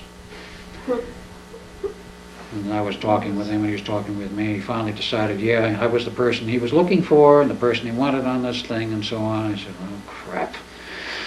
I was part of this thing. And the strangest thing happened that night after Preston came back. I canceled my plane flight. I canceled the turn-in of my rental car. So about 7:30 in the evening, Preston gets a mysterious phone call. Is Mr. Bailey going to pick up his plane ticket for the flight this evening? I already had the ticket. It was already too late for the flight. It was already over. A little while later, another phone call. Is Mr. Bailey going to turn in his rental car? And I was too late to turn it in. Third phone call about something or other related to me, and then another phone call came from someone alleging to be Mr. William Van Bice, who I knew very well, and Preston knew not too well, but he knew him. Speaking on the phone in a very drunken voice, you're Preston Nichols? Yes. I don't like you. I don't like you because you have stolen my work. You've done this and this and this and this and on like this in a very drunken tone of voice. He's saying to me, he says, Bill. I said, why? I said, this guy is talking like he's drunk out of his mind and blaming me for everything. And I said, we'll find out when he gets off the phone. So I immediately called up Bill, got him immediately in California. I said, Bill, did you just call Preston? He said, call Preston? He said, I haven't talked with him in months. And he was perfectly sober. And I knew he was sober because he'd gone on the wagon, on the water wagon. I said, why? And I told him why. He says, I didn't call. I said, I don't know what this is all about. This whole string of mysterious phone calls that night, which we had never been able to figure out where they came from. But it meant I'd hit the jackpot. And somebody was monitoring the fact that I had finally tumbled to the Phoenix project. Well, so far as the Philadelphia experiment is concerned, how I remember that is somewhat different. In 1984, the summer of '84, about August, EMI Thorne of England released a movie entitled The Philadelphia Experiment. which a lot of you may have heard of. And that showed at Sedona, Arizona for a week. I was in Sedona at the time. Friends went to it. They didn't invite me. And I went and was going to go see it, but I never made it. And 2 weeks later, it was totally missing from the American scenario. It was gone. Well, the story, which turns out much later, was that 3 days prior to its release, EMI Thorne in England got a letter from the U.S. government saying, we don't want this movie shown in the U.S. We just don't want it shown, period. And EMI Thorne said, well, what do we do? I said, well, let's play dead like we never got the letter. We already have our commitment dates for release in the U.S. We'll just go ahead and release it, which we did. Got another letter from the U.S. government. We don't want this movie shown, period. So EMI Thorne couldn't ignore the second communication, so they fired back, and if you want it stopped, he said, you're going to have to get a federal court order banning it. And he says, we will. And they did. Banned for 2 years. Now, in '86, they got a counter-injunction releasing the first one, and it was shown from that point on, from '86 on, as a tape. Can that be proven? Because I mean, if there was a federal court order, it should be a record. It should be, but we haven't pursued it. Well, this is the information which basically Preston turned up because he became involved in this thing for another reason. That's very unusual for like a science fiction movie. I mean, Yeah, for a science fiction movie, right. Well, in any case, came December of '87. About 4 a.m. one morning, I was watching HBO. I just happened to tune in on the tail end of a movie which they had shown, and they said, well, for our next feature tonight, we will show the Philadelphia Experiment. My ears went up like this, and I said, oops, I'm staying up to watch this thing, because I had not seen it and wanted to see it. So it went on from 4 until about 6 or sometime with commercial breaks and all of that. When they first turned this thing on and started going through the initial sequences and the two main characters in the movie, I looked at this thing and I was turned inside out. I said, what the shit is this all about? What does this mean to me? At that point, no memories. After 4 viewings of this video, it started to come back. It had literally had to hit me over the head 4 times before the memories finally started to come through. And at that point, he hadn't even seen the movie or the video. March of '88, there was a music festival in Lexington, Kentucky, called EKU Music Festival, Eastern Kentucky University. We all went down to it, and I brought the video with me. I bought it in the meantime. And I said to Preston and Duncan, I said, let's get a video player, because they had TV equipment in the motel rooms. I asked Duncan, you ever seen it? No. I said, would you like to see it? Yeah. So we rented a video player. I showed it to him. He went absolutely inside out when he saw this thing, particularly one sequence in the end. He tried to crawl into the light outlet. Literally, threw furniture around, crawled under the little table between the 2 beds. Preston? Yes, Preston. When he gets disturbed, it becomes physically very violent. I mean, he can smash furniture. Now, he didn't literally try to smash furniture, it got thrown, tossed. He tried to crawl on the light outlet, and I said, Duncan, it's over. He says, come on out of here. And I says, well, so I guess one could learn to live like this. And he crawled out from underneath, and we tried to figure out what was this all about. Well, every time he's seen the movie since, he's turned inside out, though a little less each time.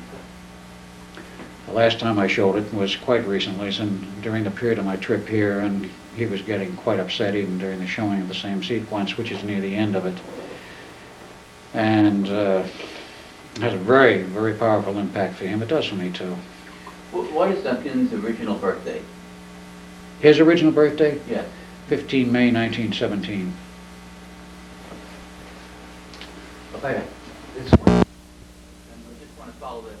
And then, and 1917? Yeah. 1917. And your original birthday? For August 1916.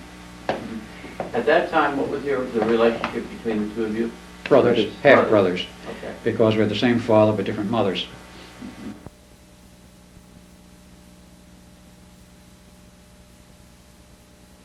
Complex unified field theory. Many scientists believe that strong concentrations of magnetism, such as occur in the triangle, might actually alter the molecular structure of matter, causing it to disappear, or even be pulled into another dimension. Following publication of his startling book in 1955, Dr. M.K. Jessup, the world-renowned astronomer and scientific philosopher, received a letter that was to add a new dimension to his life's work. Dr. Jessup's book had called upon his colleagues in the scientific community for a reappraisal of Einstein's disturbing unified field theory. But he was totally unprepared for the letter.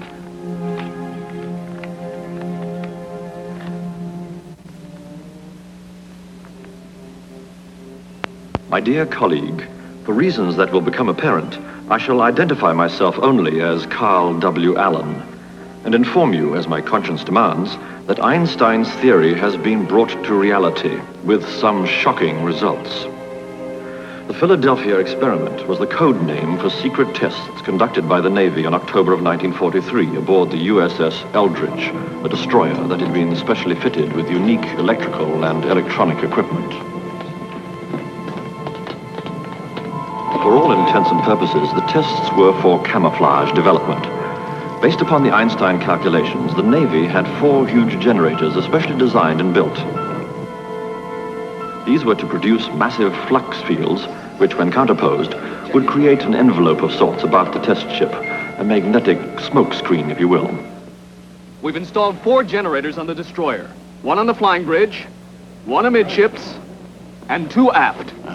When we begin this experiment, the varying potentials of the generators should alter the structure of the atmosphere around the ship, resulting in a color combining with the sea. You mean to make the destroyer invisible? Not strictly, sir.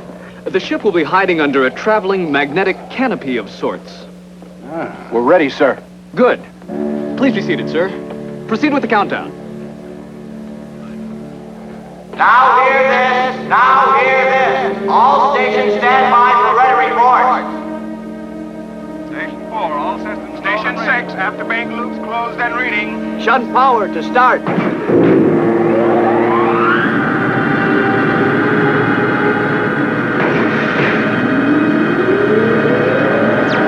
have a ready from the Eldridge, sir. Lock monitor. We have a command. Coming up on the mark and counting.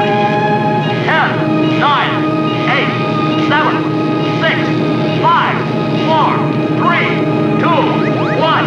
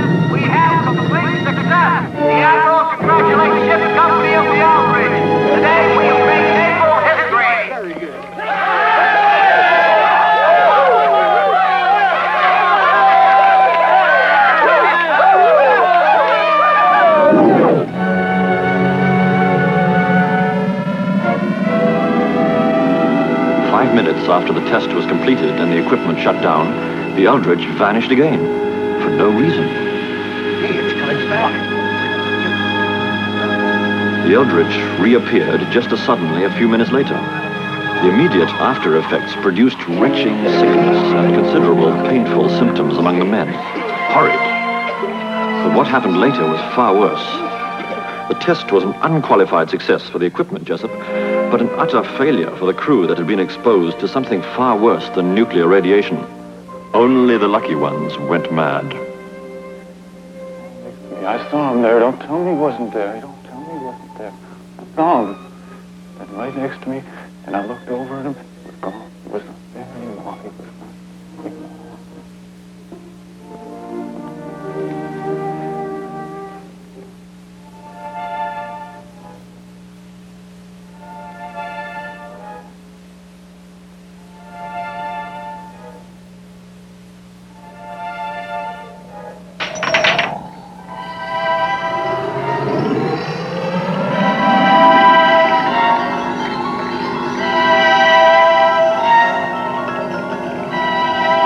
Many of these poor men continued to experience a trans-dimensional phenomenon, completely destroying any chance they may have had for normal lives.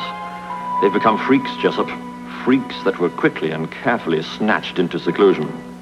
To avoid embarrassing questions, they've become nothing more than carefully preserved specimens, Jessup. I've seen them myself. Human beings reduced to the level of laboratory animals.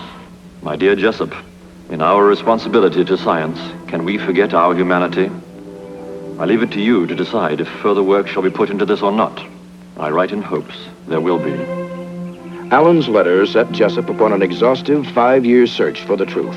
And in spite of threats, insults, and coercions, Jessup continued to probe right up to the last bizarre moments of an April night in 1959. Listen, I've reached some fantastic conclusions regarding that Philadelphia experiment, and I've got to see you right away. How about tomorrow? No, right away, tonight. Fine. Good, I'll be there in an hour with all my notes. But neither Jessup nor his papers ever arrived at that meeting. Why?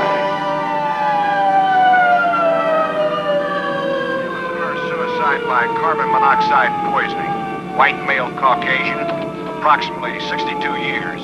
No papers, notes, or effects. Dispatch coroner and ID unit. No papers or effects were found with Dr. Jessup's body. Why? Did such a fantastic project as the Philadelphia experiment ever really take place? We don't know for sure, but to date, at least a dozen books have been written about it. The key question is this. Did the government have a top-secret project involving the Eldridge and an application of Einstein's unified field theory? A Princeton scientist who claimed he worked on the early stages of the project says that he saw a handwritten sheet of complex mathematical calculations pertaining to the project, and that he recognized the handwriting as that of Albert Einstein himself.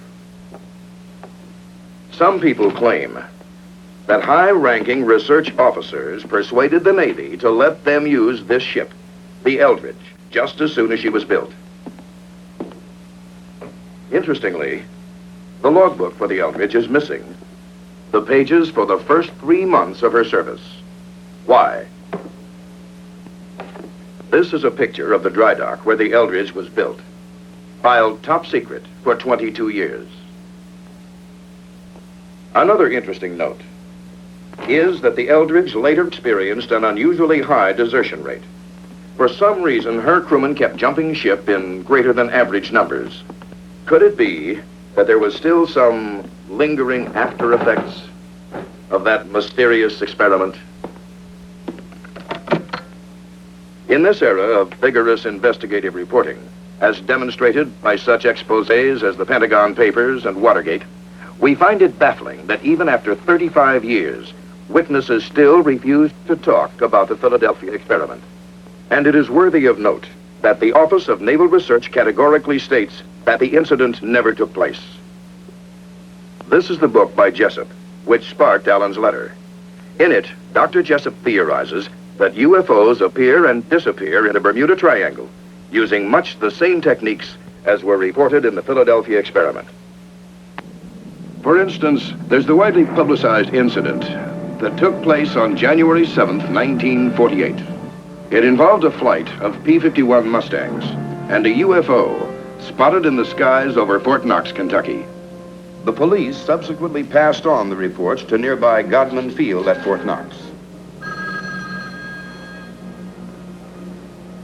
Tower. Yes, sir. Lieutenant, it's the CO. This Lieutenant Michaels. Yes, sir. We've had visual contact with whatever it is for the last 5 minutes. No, sir. I checked with Wright Field. They have no experimental aircraft in the area. No, sir. I have no idea what it is. Yes, sir. Where is it? It's right out there. Well, sir, it seems to be gold. It's round. It has a red border at the bottom and a red border at the top, but only intermittently.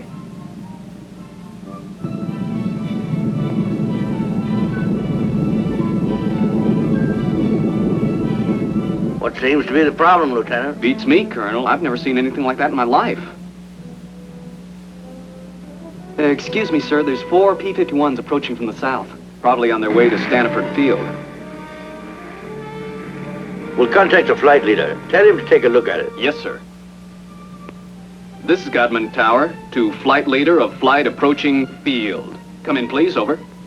This is Captain Mantell, flight leader of Flight 451 to Godman Tower. Over. Captain Mantell. How do you read me? Over. I read you loud and clear, Godman Tower. Over. Captain Mantell, request you change to radio frequency. The flight leader was Captain Thomas Mantell, a veteran World War II fighter pilot, one who'd survived many missions over enemy territory. 1991. Roger, over.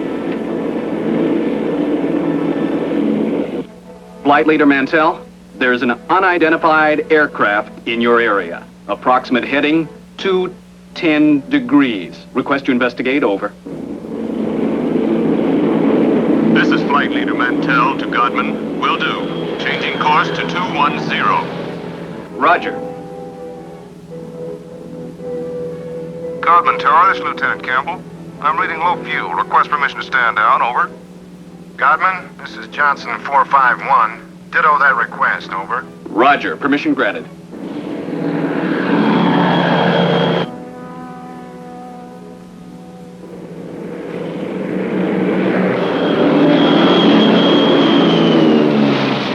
Captain Mantell was now on the UFO's heading and climbing fast, leaving Lieutenant Hammond, the one remaining wingman, behind.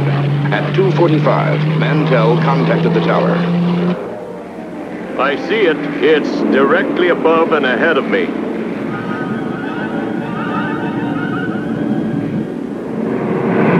Ever see anything like this before, Hammond?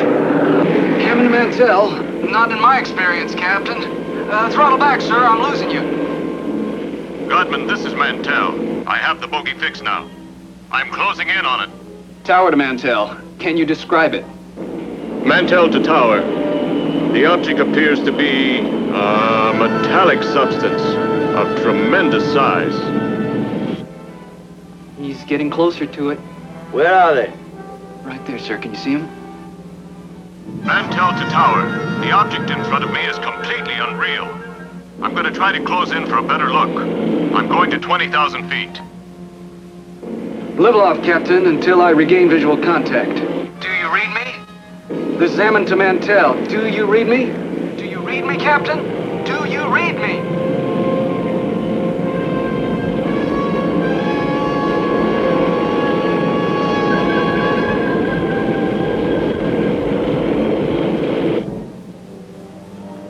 Mantell, do you read? Over. Tower to Mantell. Come in, please. Over. Godman, this is Lieutenant Hammond. I've lost visual and radio contact with flight leader. Is he reading you? Over. Stand by, Hammond. I can't see him anymore either. And that thing, it's gone into the clouds. This is Godman Tower to flight leader Mantell. Do you read? Over.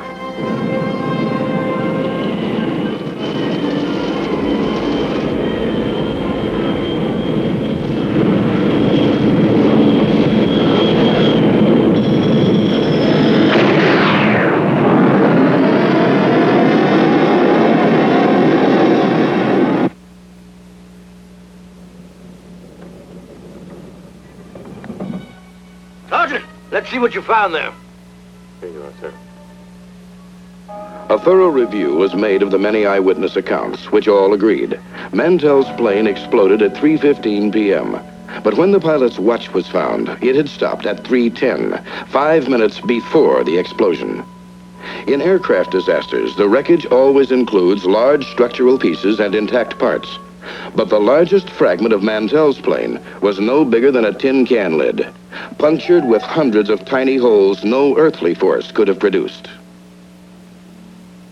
Authorities admitted they had never seen such strange salvage parts before, and they were unable to explain the unusual holes in the remnants of Mantell's plane. Could a magnetic storm created by a UFO have caused such damage? Is there something or someone out there in the void of space? Let's consider the possibilities. To an astronomer like myself, the idea of intelligent life being confined to our tiny little planet Earth is ridiculous. Why, in our own small galaxy alone, there are more than 10 billion star systems. By the laws of mathematical probability, there must be 40 to 50 million planets, like our own, each with their intelligent life forms.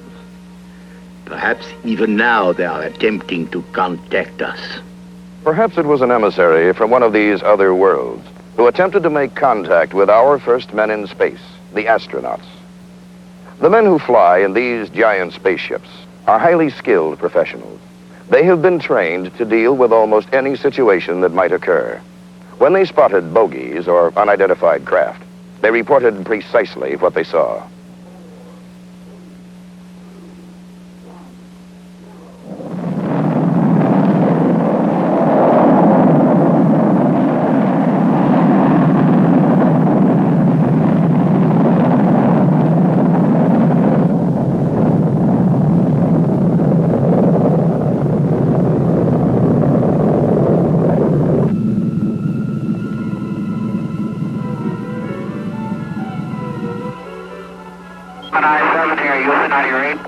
Flat clear. 7, go ahead. Bogey at 10 o'clock high. This is Houston. Say again, 7? So we have a bogey at 10 o'clock high. Roger. Gemini Control here again. The reference in that conversation was bogey. This is Gemini Control in Houston at 4 hours, 24 minutes into the flight. Of all the sightings took place aboard Apollo 11 on its way to the moon for the first moon landing. The ship was one day out, on July 16, 1969, when they spotted an unusual object. It had a sizable dimension to it. At first, the crew thought it was the Saturn IV booster rocket and called Houston for confirmation. Houston informed them the booster in question was some 6,000 miles away. The object remains unknown. During the Skylab 3 second manned flight, on the 23rd day of 1973, at sunrise, a series of 4 exposures were made by the crew of a visually sighted unidentified flying object, or satellite, as considered by the NASA Photo Interpretation Laboratory. The Skylab crew noticed a large star-shaped object, brighter than a planet or star. They watched it for about 10 minutes. They estimated its distance as from 30 to 50 nautical miles from Skylab. It, too, remains an unknown, despite North American Air Defense and NASA's attempt to identify it. Later, a cylindrical-shaped object giving off a phosphorescent glow was to be sighted in the night sky over Robbins Air Force Base in Georgia. At 2:45 a.m., Captain C.S. Childs and First Officer J.B. Whitted were piloting a routine Eastern Airlines flight number 576 from Houston to Atlanta. When Whitted reports, we sighted an object coming toward us. This strange object had a stream of red fire coming from its tail, and I could see it was much larger than anything I had seen or read about. Childs then notices that the object had no wings supporting it. It passed us on the right side. Its speed was about 700 miles per hour. And both men get a very good look at this unusual object. It was about 100 feet long, shaped like a cigar. As it passed, they clearly saw 2 rows of windows, an upper and lower, that were large and square. During that evening, there was a third witness, the one passenger who was awake on that Eastern Airlines flight, Clarence McKelvey. I was startled, frightened. A male steward came to me and said, "I noticed you've been looking out the window. Will you talk to the pilot?" And I said, "Well, of course." The pilot came down with his clipboard, He was visibly shaken. He told me that he had been a flyer in the war and had covered so many million miles of flight and had never seen anything like this before. What was it that I saw? Well, I saw this object. It was cigar-shaped. It had a row of windows. Behind them, it was lit. Out of the rear was a cherry red flame. This hair-raising experience was witnessed by 3 aircraft, a passenger, and ground observers added more corroboration. The conclusion of an air intelligence report was that the object remains unidentified as to origin, construction, and power source, and goes into the record classified as unknown. This is the Pentagon, Washington, D.C. And this man is Colonel Bill Coleman. He was Chief of Public Information for the United States Air Force from 1969 to 1974. It was here at the Pentagon that the Defense Department first became interested in the UFO phenomenon. This occurred in the late 1940s. With reports about objects and lights seen in the sky by military personnel and others, the Air Force decided to investigate the matter anyway. There was that one possibility that these flying objects could well be foreign weapons used for test purposes and might affect our national security. The investigative branch was called Project Sign. The project had only been underway for about 2 weeks when the Mantell crash had made headlines across the nation. The staff's investigation was far from complete, but public pressure was enormous, and they were forced to come up with an answer to really quiet growing speculation that Mantell had been killed by hostile aliens in some flying saucer. That's when we decided that Mantell had chased the planet Venus. However, this was an initial finding. The Chills and Whitted case had an impact on the Air Force project. It presented the first close-up account by highly reliable witnesses. The object described led some of the staff to postulate an extraterrestrial theory. And they wrote up an estimate of the situation, which at the time was classified top secret, suggesting that the saucers were from outer space. This theory was rejected by the Air Force Chief of Staff, General Hoyt Vandenberg, and even other Project Sign staff members as not having enough proof. So the extraterrestrial visitation idea was dropped for the time being. It's been said in jest that if these UFOs are from other worlds and they wanted it to be known, all they'd have to do is land on the White House lawn. But an incredible incident, too quickly forgotten in time, took place over our Capitol. In 1952, Air Force spokesman for the Pentagon and UFOs at that time, Mr. Al Chop, relates the famous incident that stirred the Capitol, causing a request from even President Truman to be kept up to date on all the details. There were radar reports of unidentified flying objects over the nation's capital. We had 3 reports. One came from Andrews Air Force Base radar control room, and 2 from the radar controls at Washington National Airport. The first sightings consisted of a number of unidentified targets picked up on radar. Then a call was placed from National to the Andrews Air Force Base flight controllers. They were apparently tracking the same targets. Then Andrews reported a visual observation of 3 objects that were apparently in the same position as those indicated by our radar sets. The targets stayed on radar until about 12:30 a.m. They moved slowly at first, about 100 to 200 miles per hour. Then one of the targets sped away at a fantastic rate of speed. It moved west from Andrews toward Riverdale. Army 142. The estimated speed was 7,300 miles per hour. At this time, in the tower, we had about 7 targets on the radar scope. These unidentified objects were flying all over the city. They even violated the restricted air corridors here over the White House and over the Capitol building. The phenomena wasn't to subside. The following Saturday night, July 26th, a repeat performance unsettles the Capitol again. I was awakened the following Saturday night around midnight by a telephone call to my home in Virginia. It was the public information officer for the Federal Aviation Authority. He told me the air traffic control radars were again picking up a large number of UFOs over the capital area. First they would follow a definite flight path, and then they would suddenly disappear. Others would come into view just as suddenly. I placed a phone call to the command post in the Pentagon, and I asked for an intercept. About 2:40 a.m., we got a radio call from a flight of F-94s, 2 aircraft in the flight. 7 miles. They also, at about that moment, appeared on our scope. And at that moment, a very frightening thing happened to us.